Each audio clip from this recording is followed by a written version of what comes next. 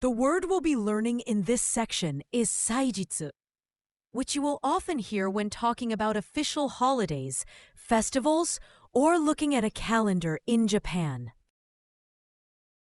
The word saijitsu means a public holiday or festival day in Japanese.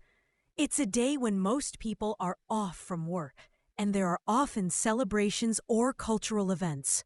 In Japan, festivals are called matsuri, and they have various forms depending on the region and season. But saijitsu specifically refers to official holidays recognized by the government. The first kanji means festival and ritual, and it often conveys celebration or religious ceremony. You can see it in words like matsuri and saiten, where the idea of a public event or ceremony comes from this character. When you see this kanji in a compound, it usually signals something to do with a festival or ritual.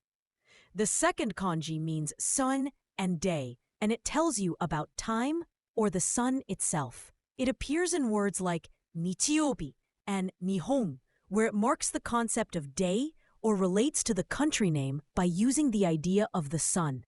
In compounds, it often acts as a time marker or a reference to the sun. It is a holiday on a festival day. 祭日は休みです。祭日は休みです。Tomorrow is a holiday. 明日は祭日です。明日は祭日です。National holidays are holidays. 国民的な祭日は休みです。国民的な祭日は休みです。The most common synonyms of the word 祭日 are 休日 and 休み. 休日 usually refers to any day off, not specifically tied to a festival, while 休み is a more general term for rest or holiday, which could refer to a personal day off rather than a national holiday. The most common antonyms of the word 祭日 are 平日 and 勤務日.